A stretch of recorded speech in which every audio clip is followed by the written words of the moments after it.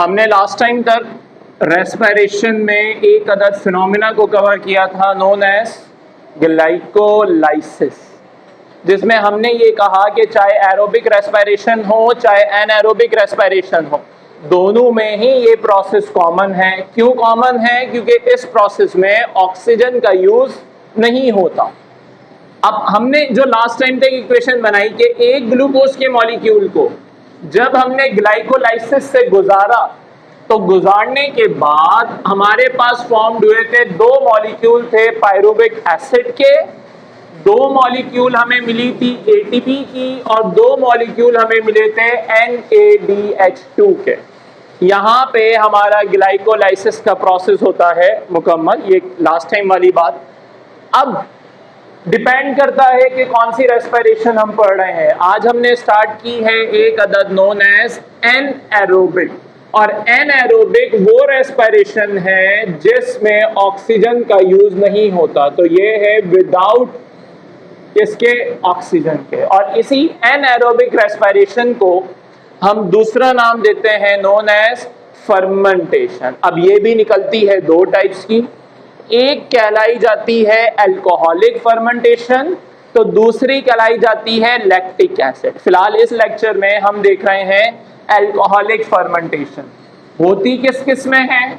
तो ये पाई जाती है yeast which is a example of fungi, second पाई जाएगी बैक्टीरिया में, और तीसरा ये प्रोसेस होता है कुछ अदर प्लांट्स में भी। लेकिन एनारोबिक पढ़ रहे हैं तो याद रहे हैज कंपेयर्ड टू एरोबिक, इसमें एटीपी की क्वांटिटी कम फॉर्म्ड होती है और एरोबिक में ज्यादा बनती है। अब तरीका क्या है? एक तो सिंपल इक्वेशन याद रख लें कि जब आपके पास ग्लाइकोलाइसिस से फॉर्म्ड हो चुके हैं दो मॉलिक्यूल पायरुविक एसिड के, तो in the presence of NADH2 ये पायरुविक एसिड कन्वर्ट हो जाएगा एक अदद कंपाउंड में which will be known as ethyl alcohol. इसी वजह से हम इसको नाम देते हैं अल्कोहलिक फर्मेंटेशन। और दो molecule as a by product release होंगे कार्बन डाइऑक्साइड के, दो ये इस्तेमाल हो रहे हैं, तो इनकी यूटिलाइजेशन के बाद हमें मिलेंगे दो मॉलिक्यूल NAD+ के। अब तरीका क्या है हमने वो देखना है। सबसे पहले हमने लिया मॉलिक्यूल किसका? पायरुविक एसिड का। याद रहे दो मॉलिक्यूल हैं CH3 C double bond O और एक है फंक्शनल ग्रुप COOH। इसको ऐसे भी लिख सकते हैं या अगर चाहें तो ये ऐसे भी लिखा जा सकता है C डबल बॉन्ड O और फिर यहाँ मौजूद है OH।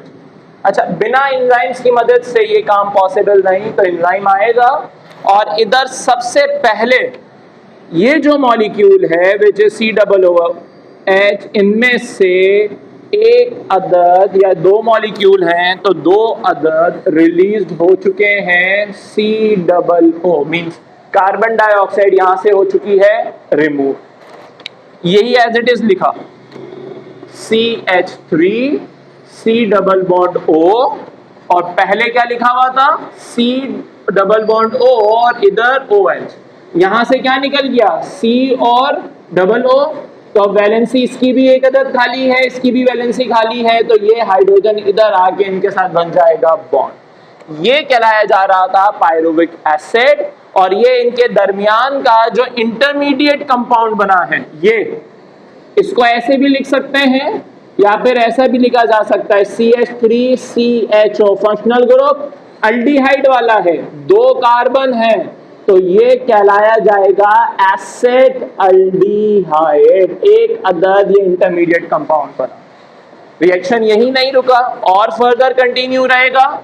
अब इस रिएक्शन में जो ग्लाइकोलाइसिस में बनाए थे दो मॉलिक्यूल NADH2 के, वो इधर आएंगे। आने के बाद यही मैंने स्ट्रक्चर यहां लिखा हुआ है, same as it is, same वही है, नोन एज एसिटाल्डिहाइड।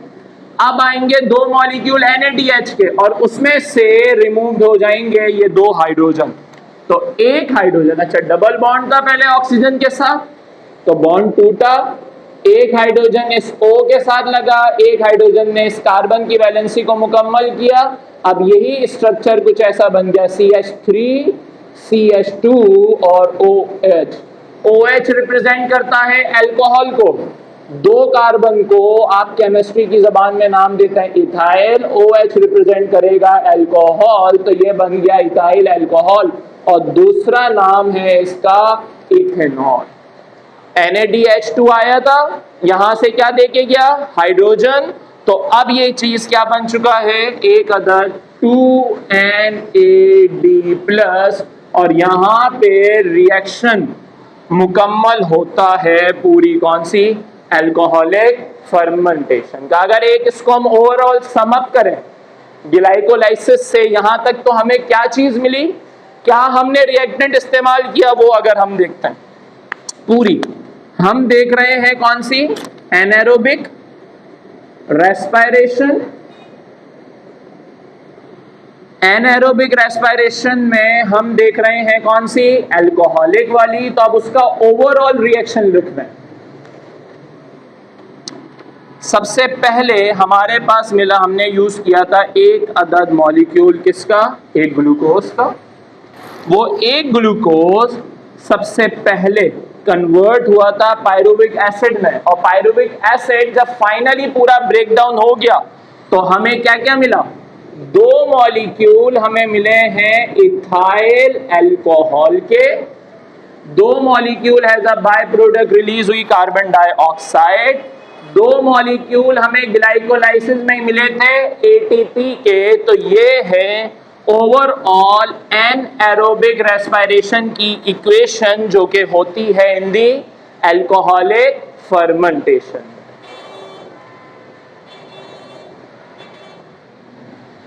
चले, हम पढ़ रहे थे ग्लाइकोलाइसिस, पहले उसको मुकम्मल किया, फिर हमने कवर की एनारोबिक रेस्पिरेशन में अल्कोहलिक फर्मेंटेशन।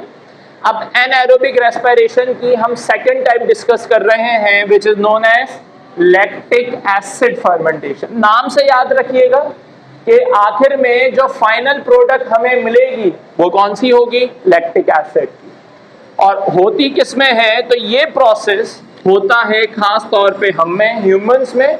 वैसे तो हम में नॉर्मली एरोबिक हो रही है, लेकिन जब आप कोई हद से ज्यादा वर्कआउट कर लें, एक्सरसाइज कर लें, तो कभी आपने नोट किया होगा कि आपका जो सांस है वो एकदम फूलने लग जाता है और आप थक जाते हैं।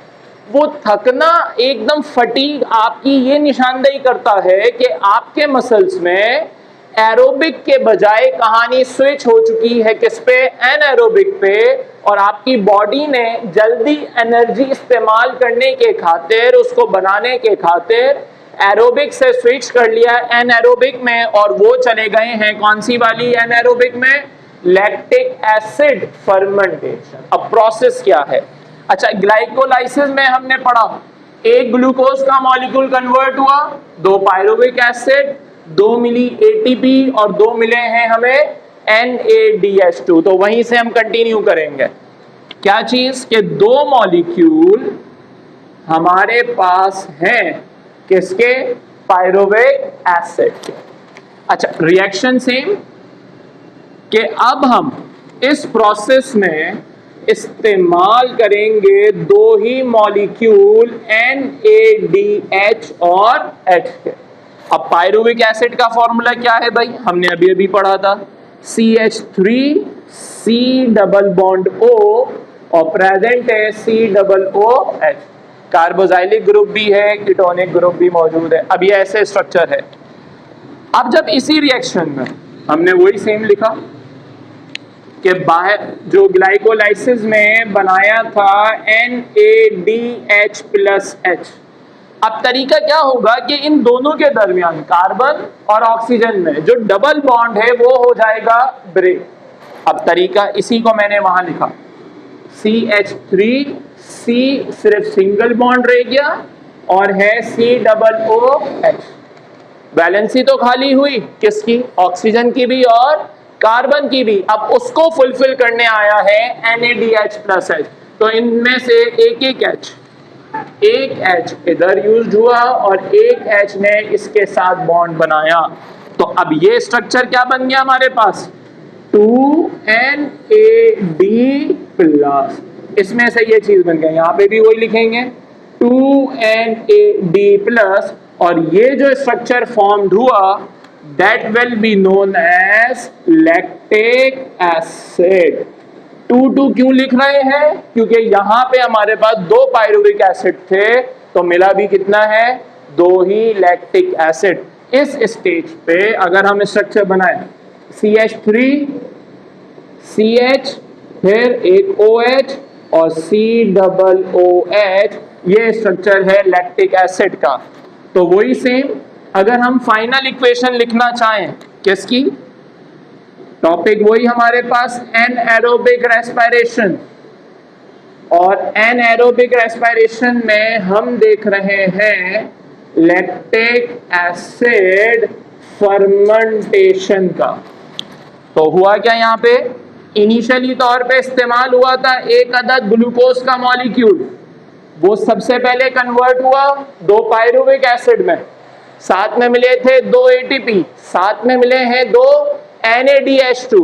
अब जब पूरी रिएक्शन मुकम्मल, लैक्टिक एसिड फर्मेंटेशन भी मुकम्मल, तो एक ग्लूकोज का मॉलिक्यूल ने फाइनली हमें दिए हैं 2 लैक्टिक एसिड और मिली है कुल टोटल 2 ATP। तो ये है ओवरऑल रिएक्शन किसका, एनएरोबिक रेस्पिरेशन में लैक्टिक एसिड फर्मेंटेशन। अब ये हो तो गया, जल्द से जल्द हमारी बॉडी को एनर्जी मिल गई, लेकिन इस कंपाउंड के बनने से कहां पे, मसल्स में हमारे मसल्स हो जाते हैं फटीग, जिसकी वजह से हम थक जाते हैं। तो आज के लिए ये होता है मुकम्मल, हमने मुकम्मल की है हमारी एनएरोबिक रेस्पिरेशन। कितने टाइप्स की थी? 2, एक थी अल्कोहलिक, तो दूसरी है लैक्टिक एसिड फर्मेंटेशन।